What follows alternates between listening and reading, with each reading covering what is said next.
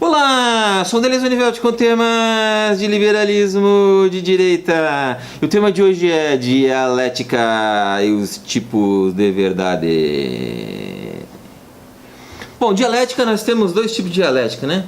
Nós temos a dialética clássica, que é baseada no diálogo, dialética, a fim de encontrar uma verdade, concluir uma verdade. E para tanto, os participantes tinham que ter dois requisitos. Um deles, a sinceridade, e a outra, a lógica clássica, né? O silogismo. E a dialética moderna se baseia em dois polos antagônicos. Um polo de tese, um polo de antítese, que vão a um embate de argumentativo e que dão um salto de qualidade para a síntese. Então, é tese, antítese e síntese. Então, olhando para as duas, né, para os dois tipos de dialética, nós percebemos que o que nós usamos no dia a dia é a dialética clássica, né? O diálogo, né? Eu no meu serviço faço muito, né? Dialogar com meus pares, né? A fim de encontrar a verdade. Mas também uso muito na hora dos debates aí na internet, ou debates ao vivo, a fim também de mostrar as verdades da direita, as verdades da vida, as verdades dos fatos. E para tanto, tem que usar, né, argumentos dialéticos. Quais seriam esses então, né? O primeiro deles seria o literal, né, o direto. Como exemplo aqui, vamos supor que estivéssemos debatendo quem descobriu o Brasil. Aí o direto seria, né, Pedro Álvares Cabral, né? Literal, não tem como ser mais literal que isso. Mas eu poderia também usar um argumento indireto, mediato. Qual seria esse? A coroa portuguesa. Foram eles que mandaram, ou melhor ainda, vou dar o nome, foi Dom Manuel I, o Venturoso, rei de Portugal. Então seria inclusive mais direto, apesar de indireto. Então é mais ou menos isso. Porque quando você dá um argumento indireto, você balança o seu adversário. Porque ele vai ficar na dúvida, ou esse cara aí, ele está me gozando, ou ele não sabe nada, ou ele sabe tudo e eu não posso ficar para trás. Eu tenho que, sei lá, procurar aqui nos meus alfarrábios aqui, procurar alguma coisa que eu possa colocar à altura, porque ele elevou o debate. Quando você coloca um argumento indireto, geralmente você eleva o nível do debate, porque agora ficou difícil, né? Como que ele vai colocar isso daí?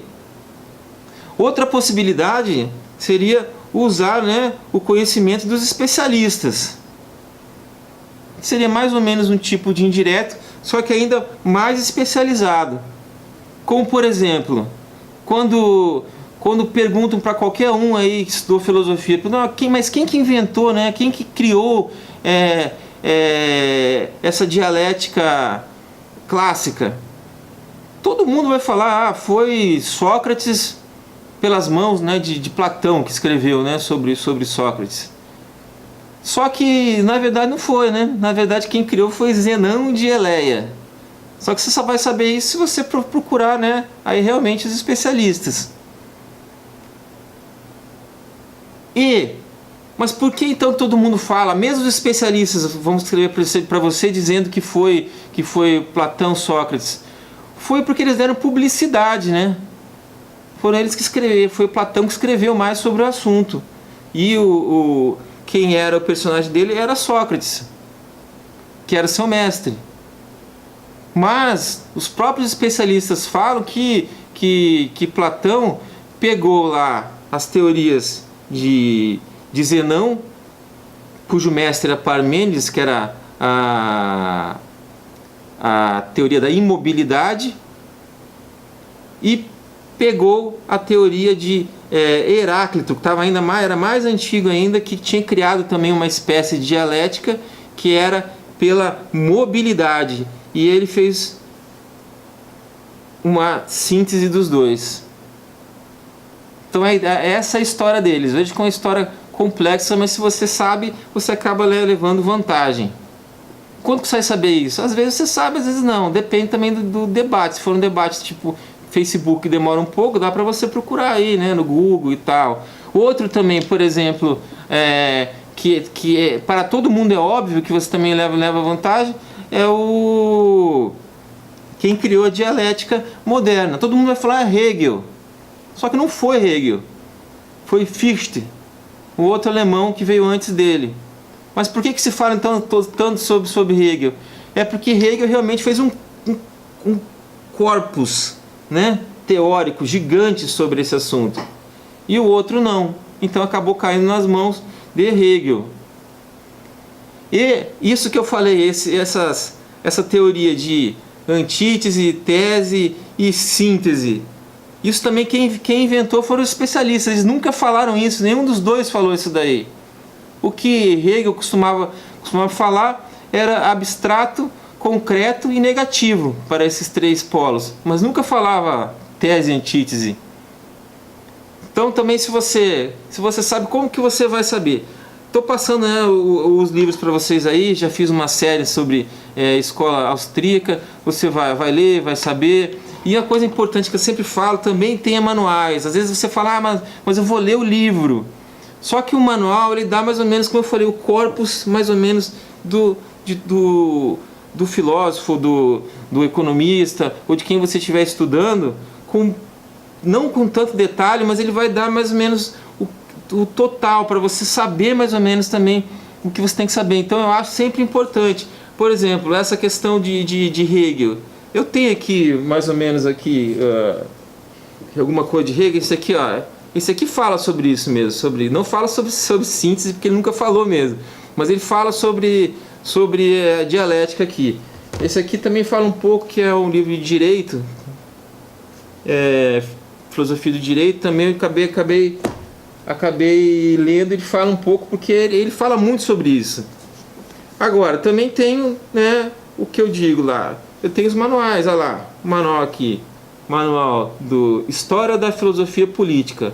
Léo Strauss e Joseph Cropsey. Tá lá no capítulo que deveria estar. Hegel.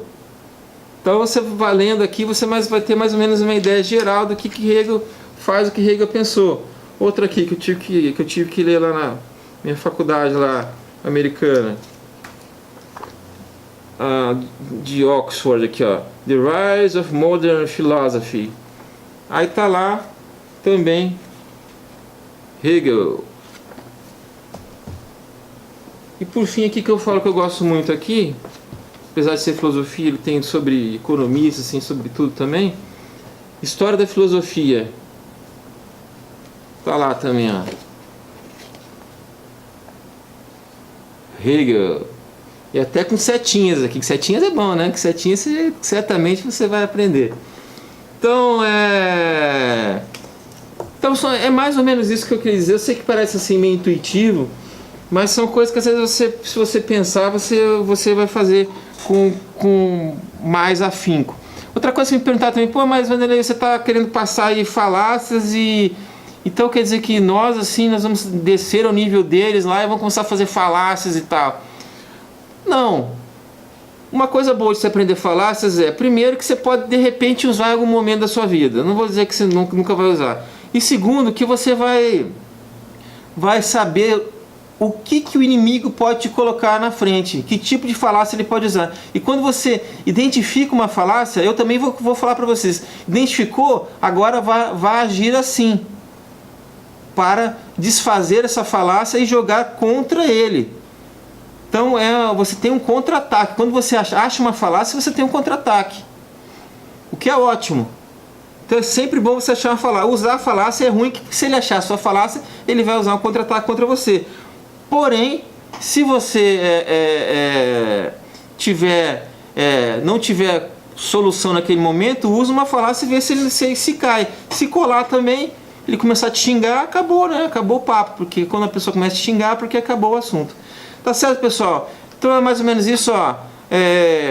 Interessante a dialética, você vê os argumentos que você tem diretos, literais, os argumentos indiretos, e você também esses argumentos mais rebuscados que você dos especialistas. E além disso, também se preparar com as falácias, que isso nós vamos falar sobre em outro vídeo. Grande abraço a vocês e tchau, tchau!